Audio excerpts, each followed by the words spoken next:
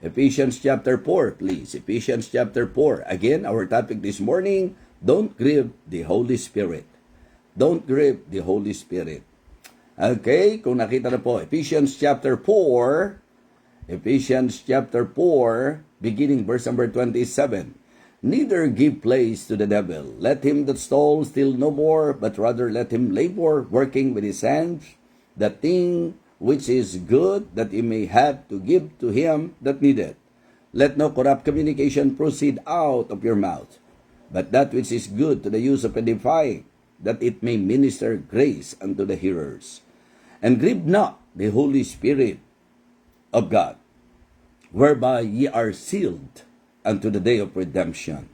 Let all bitterness and wrath and anger and clamor and evil speaking be put away from you with all malice. And be ye kind one to another, tender-hearted, forgiving one another, even as God, for Christ's sake, hath forgiven you. Pagpalain po ang pagbasa natin ng banal na salita ng Diyos. Let us go to Him in prayer. Dakilang Diyos, aming Panginoon, salamat po sa patuloy na pagpapala mo sa ministeryo ng Believer's Breakfast. Lord, we pray that you will continue to guide us. May you continue to bless us through thy word, Heavenly Father. And I pray na ikaw po ang siyang patuloy na gagawa, hindi lamang po sa akin na nangangaral, kundi sa bawat isa na nakakarinig ng iyong mensahe. I pray, O Father, that you will again talk to us through thy word, and please, ikaw po ang mataas sa amin pong pag-aaral na ito. Muli po, ipinagkakatiwala ko po ang lahat ng mga taga-subaybay na nasa iba't ibang bansa. Nawa ang mag-asawang Brother M at Shelly Agonoy ay makarating po ng safe and sound sa Hawaii at ang ilang pang mga bumiyahe, Panginoon. Inihiling ko rin po na ikaw ang siyang patuloy na gagawa sa mga ministeryong pinagkatiwala mo po sa amin. Again, thank you so much for this wonderful morning. May you bless our hearts through thy words, Heavenly Father. For all of these things I ask and pray in Christ's most holy name. Amen. Amen. Okay, so ang binasa po natin ay sulat ni Apostol Pablo. Sulat na nagpapaalala sa napakahalagang bagay sa usaping mananampalataya. Dito po, ang isa sa binigyan niyang pansin ay ang halaga ng pagkakaroon ng maayos na relasyon sa isa't isa. At gusto ko rin pong sabihin na sa bawat mga nagsasabing tayo po ay magkakapatid sa Panginoon, ang will ng Panginoon sa atin ay ang magkaroon po tayo ng maayos na relasyon. Sa panulat na ito ni Apostol Pablo, siya po'y nagbigay ng ilang masasabi po nating pagtuturo na dapat sana bilang mga nasa Panginoon, ito po ay ating matutunan. At dito po sa binasa po nating teksto, aking pong gustong sentruhan ang isang napakahalagang paksa tungkol sa banal na Espiritu. Ang sabi po ng verse number 30, and grieve not the Holy Spirit of God, whereby ye are sealed unto the day of redemption. So, hindi po madalas na tayo po ay tumatalakay sa banal na Espiritu. Pero mga kapatid, mga minamahal, it is good to somehow learn the doctrine about the Holy Spirit. Of course, importante po na sa mga nag-aaral ng Biblia, maintindihan po natin na ang Holy Spirit po ay isa sa tatlong persona. Yes, and the reason why we say and we believe that the Holy Spirit is also a person, it is because meron po siyang damdamin, di ba? So, the Holy Spirit is not merely force or power. Siya po maliwanag, ang sabi po rito, and grieve not the Holy Spirit of God. So, meaning to say, ang banal na Espiritu po ay napipighati. Sabi ko nga, sa ilang mga natalakay na po natin about the doctrine of the Holy Spirit, lalo na sa mga kasalanan na po pwede nating magawa, ito po ay ang quenching the Holy Spirit and grieving the Holy Spirit.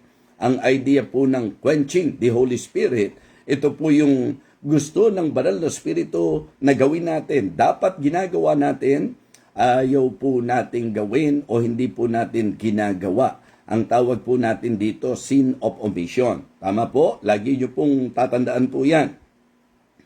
Ang idea po ng sin of omission, ito po yung sinabi ng James 4:17, and to him that knoweth to do good and doeth it not, to him it is sin. So nakuquench ang banal na spirito kapag ka po may gusto siya na dapat gawin natin bilang mananampalataya pero hindi natin ginagawa. Okay? So yan po ang nakakapatay ng ningas ng banal na spirito. Sa 1 Thessalonians chapter 5, sa line up po, kasama po yan. Di po ba? Mula po sa verse 16, rejoice evermore, pray without ceasing, in everything give thanks, for this is the will of God. Sa lineup na yan, kasama po yung quench not the Holy Spirit. So, ito po ay sin of omission. Gusto ng banal na spirito, hindi natin ginagawa.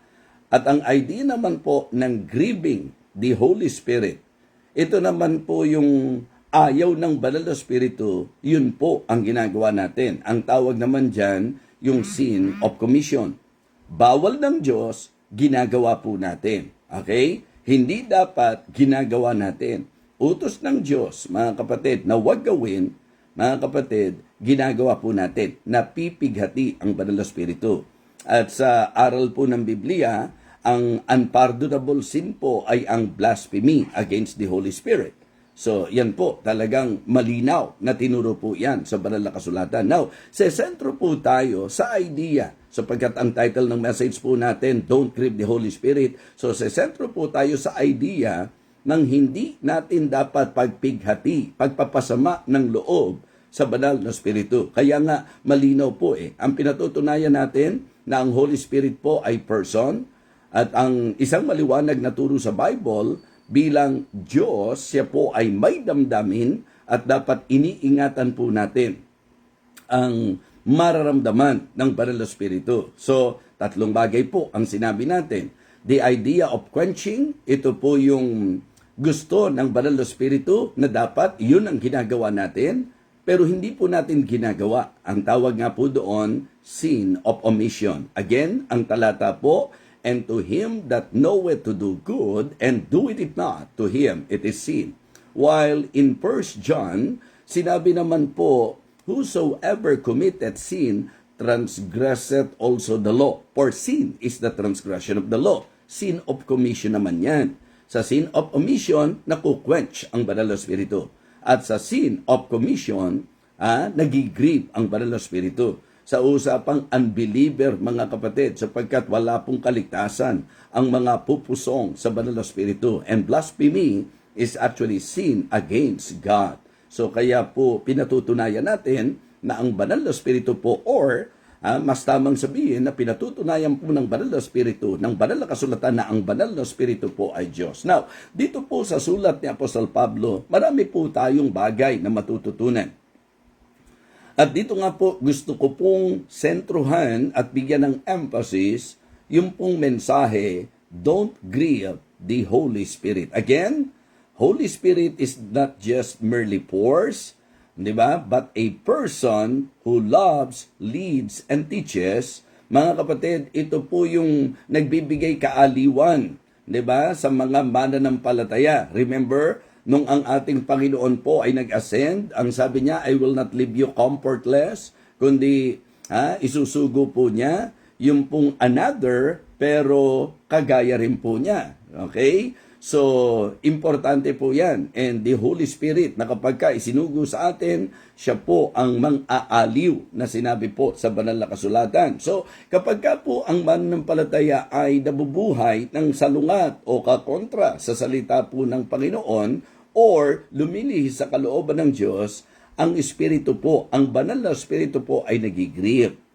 Kaya ang dapat desire po natin is to always please the Lord rather than pasakitin po natin ang kalooban po ng ating Panginoon o ng banal na Espiritu. Now, dito po sa sulat ni Apostol Pablo, may mga ilang bagay na dapat tayong matutunan sa usapan po ng hindi natin pagpighati sa banal na spiritu. Number 1, we need to guard our tongue. Guard our tongue. Ang sabi po ng verse number 29, let no corrupt communication proceed out of your mouth, but that which is good to the use of edifying, that it may minister grace unto the hearer. Ang Kristiyano po dapat medyo mapagbantay po sa kanyang pananalita. Ingatan po natin ang ating dila. Nung talakayin po ni James ang tungkol sa dila, inilarawan po ito sa parang apoy na kahit ang maliit na kagubatan ay po pwedeng masira, masunog, matupo. Now, sa mga churches, mga kapatid, hindi maikakaila na kaya nagigrib ang Holy Spirit dahil sa hindi mga binabantayang dila. Dito po ay sisikat ang mga good Samarites. Di ba? Yung mga masasabi po natin na ang idea po, mga kapatid, tuwan-tuwa na nag-uusap sa buhay ng may buhay, tuwan-tuwa na nagsasalita ng mga negatibong bagay, tuwan-tuwa na mga nagsasalita ng ikasisira, ikapupula, ikapipintas ng iba.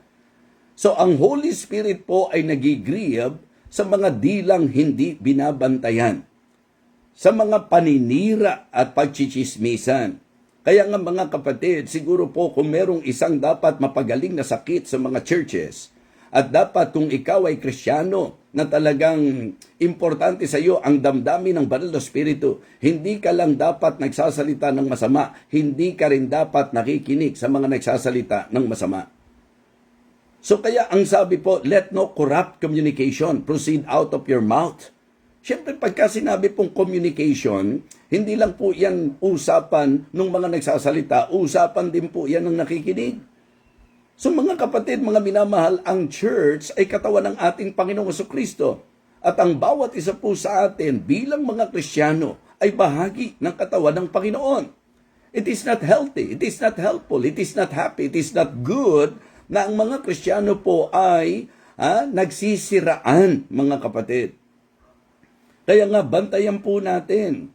Sa Biblia po, ang sabi, death and life are in the power of the tongue. Yan po yung binanggit ni Solomon sa Proverbs 18:21. Po pwedeng ang pagsasalita mo makasira ng buhay ng kapwa mo.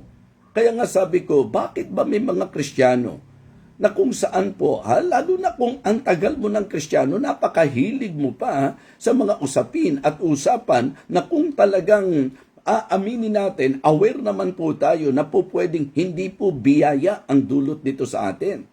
Sa Biblia po kasi, yun ang katuru-turuan ng Bible. Let your words, let your speech be always with grace, seasoned with salt, that it may edify, di po ba? And minister grace unto the hearers. Hindi ba yan po ang isang malungkot na katotohanan sa church? Wala naman pong gaganahang manira kung walang willing makinig sa naninira. Kaya po sa mga mapanira, mapamintas, mapamula, mapagawa ng usap, mapaghatid dumapit, naku, yan po yung mga kasalanan na kung saan, ayon po sa line-up ng Panginoon na kinapupuutan po niya. Isa po yan, yung sa mapaghatid dumapit at mga chismoso at chismosa. Alam niyo po, ang kalooban ng Diyos, ingatan natin ang isa't isa. Kaya para sa akin po, magandang maintindihan ng mga Kristiyano na hindi lang si pastor, kundi higit lalo ang banal na Espiritu, nagigrip po siya sa mga hindi nababantayang dila. Di ba madali namang malaman yan kung ikaw pag nagsalita, grasya ba ang maidudulot nito o disgrasya? Makapagpapatibay ba to o makatitibag? Di ba? Makasisira ba ako? Mga kapatid, mga minamahal, ang tsismisan ay hindi po sinasang-ayunan ng banal na kasulatan. Ang tsismisan ay isa sa kinapupuotan ng ating Panginoon. Diba? Merong mga ganun enjoy na ibang tao ang pinag-uusapan. Mga kapatid, please guard our tongue. Bantayan po natin ang mga dila po natin sapagkat ang ating pong hindi magandang pananalita. Ang ginamit nga pong salita ni Pablo sa kanyang pagbibigay warning, let no corrupt communication. Ngayon, usapan ng korupsyon, di po ba? Yung mga mali-maleta at mga nakaw-nakaw sa gobyerno, mga lagay-lagayan sa gobyerno, yung mga under the table sa gobyerno. So, korupsyon po yun sa usapan po ng pagnanakaw, mga kapatid. Pero ito pong pinag-uusapan natin, yung corrupt communication, ito po yung mga usapang nakasisira, mga kapatid. Kaya nga, inila-line up natin. Tale-bearing, gossiping, di po ba? Slandering, at marami pa. Marami pa po, mga kapatid. Minsan nga po, ang corrupt communication sa FB natin dinadaan di ba? Sa social media. Minsan po, hindi pa madirekta, pero kumbaga blind item pa Talagang, mga kapatid, mga minamahal, it is not God's will for us believers na sa bibig po natin mga corrupt communication ang lumalabas. Di ba? Mga kapatid, bantayan po natin ang ating dila. Don't grieve the Holy Spirit. Kamusta po ang mga churches na ating pong kinabibilangan? Ang church na kinabibilangan natin, hindi pala churches. Siyempre, pagka nabilang ka sa isang church, dapat isa lang talaga. Okay, kamusta ka sa church na kinabibilangan mo? Nagkakaproblema po ba yung church? Ano po ang mga posibleng pinanggagalingan ng problema? Yung iba po, umalis na ng church, naninira pa sa church na pinanggalingan. Mga kapatid, sabi ko nga, okay lang naman yung desisyong iwanan ninyo ang mga churches kung talagang hindi na kayo nabe-bless at hindi na kayo areglado. Diba? Kasi talagang mahirap naman magsama. Ang sabi ng Bible, can two walk together except they be agreed? Kumbaga, mala Pablo at Barnabas, kung talagang meron hindi kayo pagkasunduan, yung maghiwalay kayo, areglado lang yan. Pero yung magsiraan kayo, hindi areglado yan. Nagigrib ang Holy Spirit. Kaya nga sa amin po, pag kami pupunta at may lilipat na galing sa ibang church, ang unang batas po namin, ayokong maghahasik ka dito ng mga usapin tungkol sa church sa pinanggalingan mo. Ang problema po, ganun mga kapatid. Parang may mga tao pong ang enjoyment. Actually po, ang gumagawa nito, kadalasan yung gustong ma-justify yung kanyang ginawang mali. Kaya ang kailangan po, ang pag-uusapan, mali ng iba, mali ng kapwa. Mali ng pastor na pinanggalingan, mali ng church na pinanggalingan, yung mga hindi magandang ugali ng mga kapatiran, yung bang kapag ka nagsalita, mukhang perpektong tao na kung saan wala siyang problema. Mga kapatid, ang korupsyon sa usapan ng komunikasyon ay malaking distraction. Di ba? Sa gawain ng misyon. Ayan. So, kaya ingat-ingat din. Kristiyano po tayo Hindi masaya ang Holy Spirit kapag ka po tayo, ang lumalabas sa bibig natin, kapulaanan at kasiraan ng kapwa-tao po natin. Sabi ko nga, halimbawa sa pamilya, wala naman pong matinong miyembro ng pamilya na kahit may kapintasan tayo, ipapangalandakan pa natin sa iba. Mga kapatid, kung di rin lang tayo perpekto, huwag tayong mapamintas. Diba? Ang Diyos na perpekto nga po pinagbabawalan tayo na manira at maminta sa isa't isa Ang banal na espiritu na perpekto, hindi po natutuwa kapag tayo po ay namimintas at naninira ng isa't isa. Mga kapatid, ito po ang malalang sakit ng maraming churches. Yung tinatawag na corrupt communication. Yes. Sa Biblia nga po ang sabi, evil communication, corrupt good manners. Kaya let no corrupt communication. Ang una po na magagawa po natin para hindi magrib ang Holy Spirit, guard our tongue. Second, give up our temper. Diba? So, ibig sabihin po mga kapatid, bantayan din natin yung temper natin. Sabi ng verse 31, diba? Verse number 31 po ng ating teksto, let all bitterness and wrath and anger and clamor and evil speaking be put away from you with all malice. Ang isang mabigat din po na nakakagrip sa Holy Spirit ay ang ating pong kawalan ng pagpipigil. Yung hindi natin magawang kontrolin ang ating pong emosyon. Particular, yung mga temperament po ba tawag doon, yung mga masasabi po nating yung bugso ng damdamin, yung mga pagka nagalit, talaga naman kung ano-ano po ang lumalabas sa bibig. So kaya magkakaugnay yan Yung corrupt communication, ang isang tao pong hindi makontrol ang galit, ang isang tao po na laging galit, mga kapatid, hindi po nakapagtataka na kung ano-anong lalabas sa bibig po niyan. Wag na po tayong magkaila pa sa katotohanan. Kaya po, ito po ang agap ni Apostol Pablo. Ito po ang paalala ni Apostol Pablo because ang sabi niya, "And grieve not the Holy Spirit of God, whereby ye are sealed unto the day of redemption. Let all bitterness and wrath and anger and clamor and evil speaking be put away from you with all malice." Hindi po natutuwa ang Panginoon kapag po ang bawat isa po sa atin, mga kapatid, ay puno ng kapaitan sa buhay. Bantayan po natin. Give up na po natin yung ating pong temper, mga kapatid. So, importante po yan. Sabi ng Bible, "For the wrath of man worketh not the righteousness of God." Sa mga interesado po, nasa James 1:20 po yan. Diba? James 1:20. Ang sabi po doon, "For the wrath of man worketh not the righteousness of God." Di ba? Ang tao pong galit, hindi po katuwiran ng Diyos ang magagawa po niyan. Pagka ang tao galit, magsasalita na ng masama yan. Even to the point na nakapagbumura yan. Pagka galit ka na eh. Kaya yung bunga ng banal na spiritu, isa po yan sa i-discuss po ni Apostol Pablo sa mga taga-Galacia. Kasi minsan ang akala natin, ang gawa lang ng laman, yung pong mga kahalayan. Mga kapatid, yun din pong galit at kapuutan, laman din po yun. Di ba? So kaya importante na hindi lang natin nababantayan ang ating pong dila, magandang nababantayan din po natin ang ating pong temper. So give up our temper, mga kapatid. Paalala po ito. Mahalagang paalala po ito. Magpasakop tayo sa banal na spiritu. Yung bunga ng banal na spiritu ang dapat mahayag po sa atin. At ang galit at kapuutan, hindi po bunga ng banal na spiritu po yan.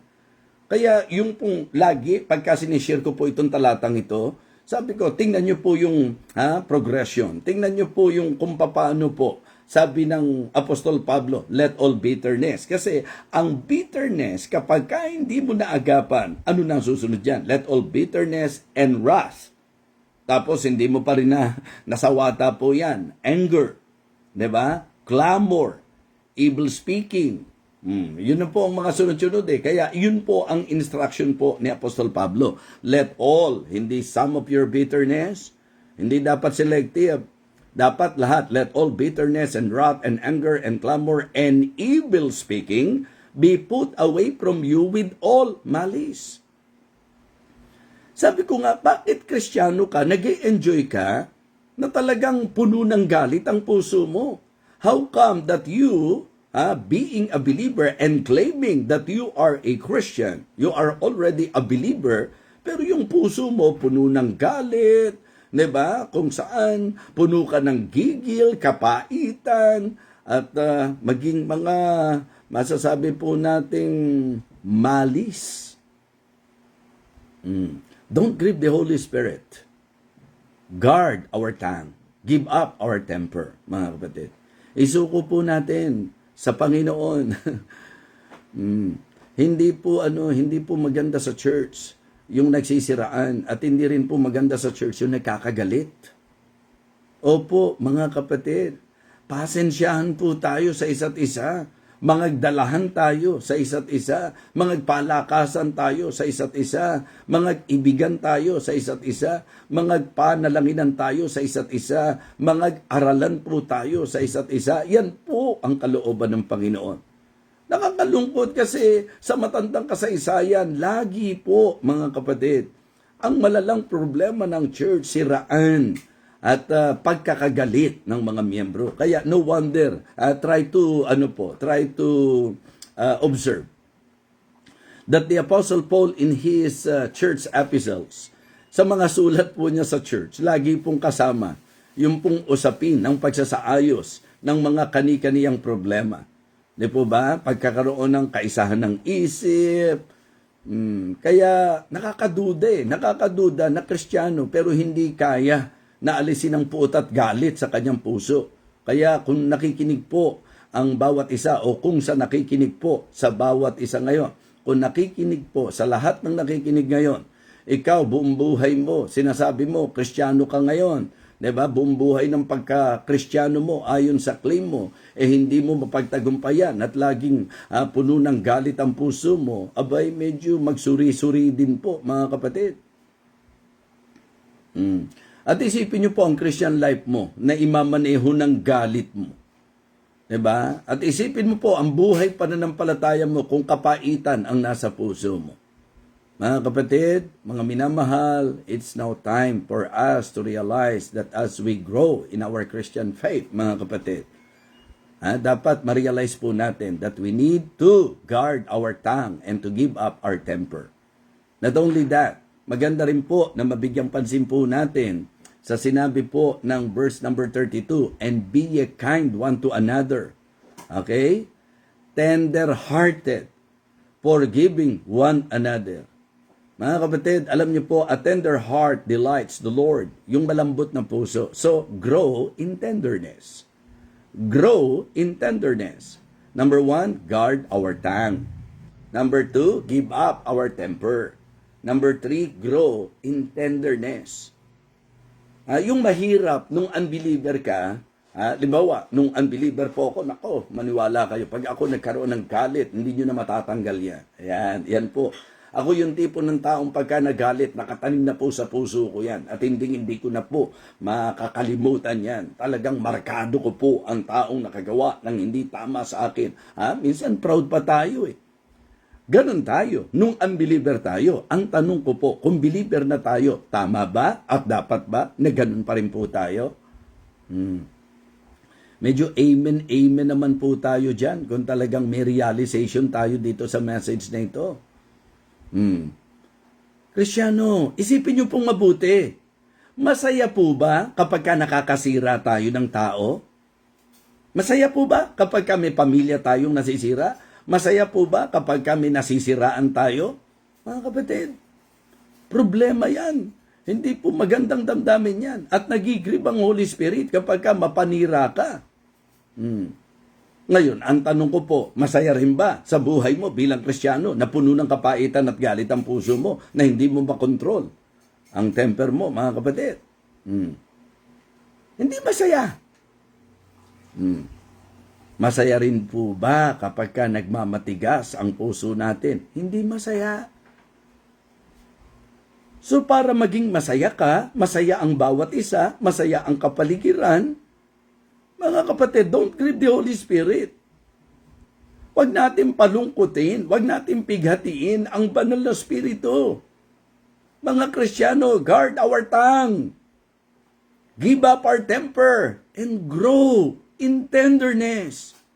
Mas nagmamature ka, mas lumalago ka, dapat mas lumalambot ang puso mo. Dapat mas madali kang umabot. Dapat mas madali kang umunawa.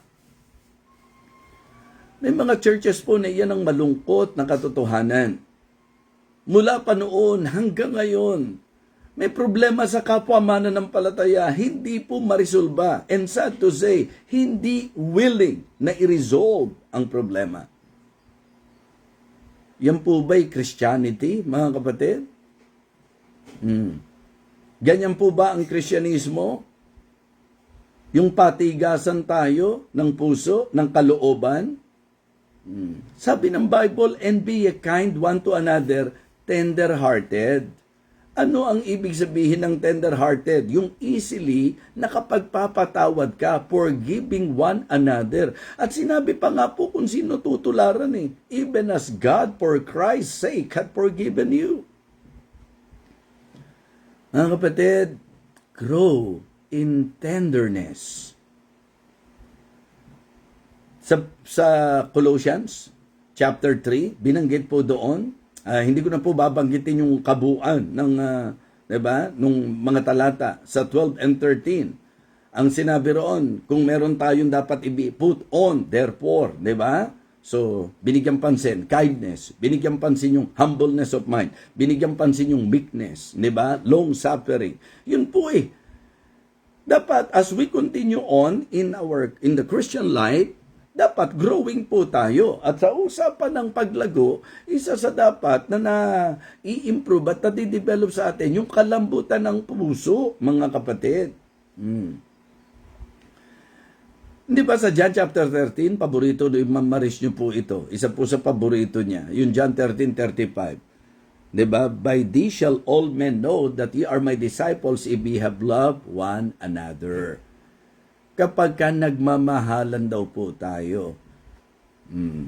Kami po mga kapatid, meron pong mga experience kami. Kaya nga tinatawagan ko kaagad ang pastore kapag ka po meron pong napupunta sa church, na galing sa ibang church. Kasi mabibihira nyo naman po yung mga halimbawa lang po nagka-problema sa isang church, lilipat sa church ng ibang church. Mabibihira nyo po yung lilipat na ang sasabihin niya may problema siya.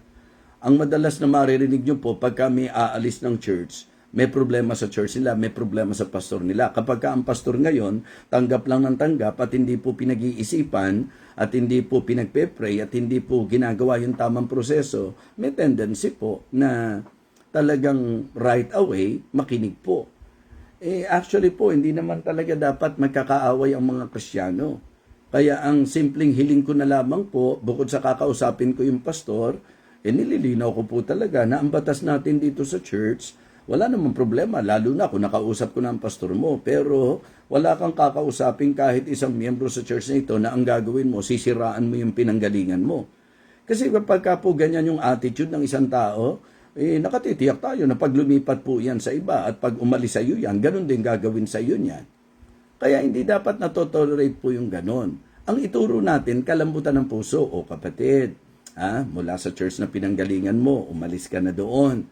So, kung talagang sa nakikita mo, leading at guidance ng Panginoon, na dito ka pumunta sa church na ito, ang iiwasan mo na lang, yung magsalita ka ng laban sa church na pinanggalingan mo. Anyway, ikaw naman ay nagpasya na, di ba? Ang i-enjoy mo na lang, yung magiging gabay ng Diyos sa'yo dito sa church na talagang pupuntahan mo. So, dapat ganun po mga kapatid. Ang nangyayari po kasi, kadalasan, yung pong idea na imbis na magturo tayo ng forgiving spirit, minsan, talagang lalo na kapag paborable sa atin, okay lang po tayo ng okay. Di ba kapag ka po halimbawa nagkukwentuhan, kahit sa kwentuhan na lang, kapag ka ang kaibigan mo wala nang ginawa, kundi siraan yung dating kaibigan niya, umasa ka na kapag ka nagka-diferensya kayo niyan, the same thing ang gagawin niya. Kaya nga, mga kapatid, mahirap paghiwa-hiwalayin itong puntos natin eh. Guard our tongue, give up our temper, and grow in tenderness. So, guard our tongue. Let no corrupt communication. Definite yan eh. Direct po yan eh. Let no corrupt communication proceed out of your mouth. Yun na po ang pinaka-the best. Yung wag mo nang umpisahan na nag-uusap kayo tungkol sa mga kasiraan, mga kapatid. Hindi po healthy conversation. Yun po, mga kapatid. Kaya, don't grieve the Holy Spirit. Yun ang pinanggalingan. In fact, kung aangatan nyo po, ang sabi, be angry and sin not. Let not the sun go down upon your wrath. Yun po yun sinasabi. Neither give place to the devil. Let him that stole steal no more. Yun po yung sinasabi. Tapos nga, let no corrupt communication proceed out of your mouth, but that is to you good for the use of edifying, that it may minister grace unto the hearers. And grieve not the Holy Spirit of God, whereby you are sealed unto the day of redemption. Let all bitterness and wrath and anger and clamor and evil speaking be put away from you with all malice. And be kind. Be kind one to another, tender-hearted, forgiving one another, even as God for Christ's sake hath forgiven you. Kaya habang nagsasalita ka ng kasiraan ng kapwa mo, pinakikita mo ang tigas ng puso mo. Pinakikita mo na talagang hindi ka nag-grow in tenderness. Pinakikita mo na hindi mo kayang kontrolin ang temper mo. Okay? So, don't grieve the Holy Spirit. Don't grieve the Holy Spirit. Guard our tongue, give up our temper, and grow in tenderness. Mga kapatid, ang mensahe po ay paglalahad ng salita ng Diyos. Hindi po ito sa intensyon na magpatama, kundi ito po ay sa layunin na kung sakali po na nagagawa po natin ang hindi tama, ito po ay maitama sa harapan ng Diyos. Because it is not God's will for the believers na magpighati po natin ang banal na Espiritu. Ang sabi po, and grieve not the Holy Spirit of God, whereby ye are sealed unto the day of redemption. Do not grieve the Holy Spirit. Do not grieve the Holy Spirit. Tingnan niyo po kung mali yung puntos natin. Hindi ba tama lang na binabantayan natin ang ating dila? Hindi ba tama lang na i-give up na natin, makontrol natin yung temper natin at i-give up na natin ang galit, kapaitan at lahat ng mga hindi kalugod-lugod sa Diyos? Hindi ba tama lang po na dapat habang tumatagal tayo, nag-grow tayo in tenderness, maging tender-hearted tayo? Mali po ba yung mensahe? Tama po. Ngayon, kung sakaling medyo nahagip tayo, didiretsuhin ko na po sa inyo, ang inyo pong tagapagsalita ay walang intensyon na mamersonal. Sapagkat as I understand, especially sa church, alam niyo po yan ang ating sistema, na hindi mag-entertain ng mga corrupt communication. Okay? So I hope na tayo po ay muli napagpala at natuto sa ating pong tinalakay ngayong umagang ito. Let us pray. Our gracious loving Father, thank you so much again sa naging paggabay mo sa amin at sa pagpapala ng iyong salita. Pagpapala sa ideya ng mahalagang pagtuturo at paalala. Kaya Panginoon, nawa ang amin pong mga puso ay nagpasakop sa authority po ng salita mo. Nawa ang bawat isa po sa amin ay nakapagsuri ng sarili. Hindi tumingin sa ibang tao, kundi nagsuri sa aming mga sarili. Panahon na po para makita namin ang mga bagay na po pwedeng makasira sa kapwa, pwedeng makasakit sa kapwa, lalo na po sa katawan mo, Panginoon, sa church na kinabibilangan po namin. Malinaw na nakita po namin na hindi po tama at napipighati po ang banal na Espiritu kapag kami po ay nagsisiraan, kapag kami po ay puno ng galit at kapaitan, kapag kami po ay hindi nagiging malambot ang puso ayon sa nararapat na itinuturo ng iyong banal na salita. Nawa, bilang mga Kristiyano, wag naming maging kasiyahan ang pag-usapan ng buhay ng may buhay. Wag naming maging gawi ang paninira ng aming kapwa, lalo na ng kapatiran. Tiyak na may kapintasan po ang isa't isa, pero ang kalooban mo po ay magpalakasan po kami. Ang kalooban mo po ay magmahalan kami, magmalasakitan kami. Nawa, Panginoon, tulungan mo kami na wag namin mapighati ang banal na Espiritu. Thank you so much for this wonderful reminder, Heavenly Father. I believe malaki po ang maitutulong nito sa amin pong mga gawain. May we grow in our Christian life, Heavenly Father. Again, thank you so much and may you continue to bless this ministry. We praise you, Lord. We honor you, Lord. In Christ's most precious name, Amen